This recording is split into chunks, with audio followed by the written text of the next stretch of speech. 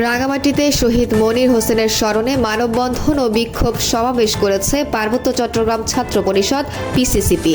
রোববার সকাল 11টায় রাঙামাটি মেডিকেল কলেজের প্রধান ফটকের সামনে এই কর্মসূচি পালন করা হয়। সমাবেশে সভাপতিত্ব করেন পিসিসিপি রাঙামাটি জেলা সভাপতি তাজুল ইসলাম তাজ। বক্তব্য রাখেন পিসিসিপি কেন্দ্রীয় কমিটির সাধারণ সম্পাদক মোহাম্মদ হাবিব আজম সহ জেলা ও কেন্দ্রীয় নেতৃবৃন্দ।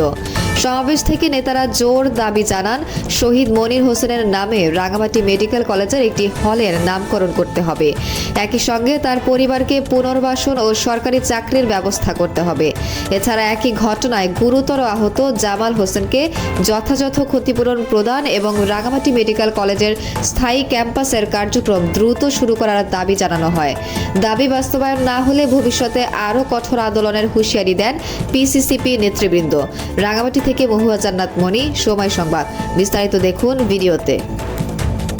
নামে একটি হল করা হয়। আমরা আজকের এই মানববন্ধন থেকে আমরা তীব্রতা হয়ে আসছি এবং সুদর্শ আহ্বান জানাবো অবিলম্বে যেন যখন মেডিকেল কলেজের স্থায়ী ক্যাম্পাস হবে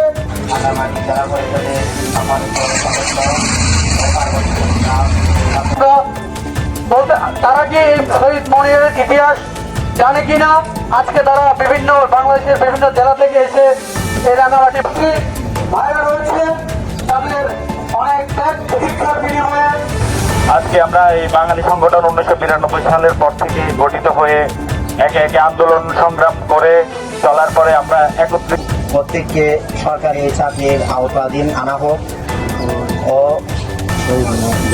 আজকে দীর্ঘদিন পার হয়ে যাওয়ার পরেও সরকারের পক্ষ থেকে জোর দাবি জানিয়ে বলছি, এটি আমরা বিগত মানববন্ধনও বলেছি, আমরা বারবার বলে আসছি যে দ্রুত স্থায়ী ক্যাম্পাস যাতে নির্মাণ করা হয়।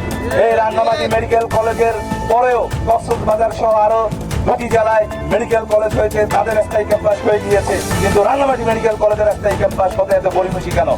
আমরা এই মানববন্ধন ও বিক্ষোভ সমাবেশ থেকে দ্রুত দাবি জানাচ্ছি স্থায়ী ক্যাম্পাস যাতে দ্রুত নির্মাণ হয় এবং সেখানে যাতে অবশ্যই মনিরের নামে একটি হল নির্মাণ করা হয় এবং মনিরের নামে একটি স্মৃতি ফলক যাতে নির্মাণ করা হয়।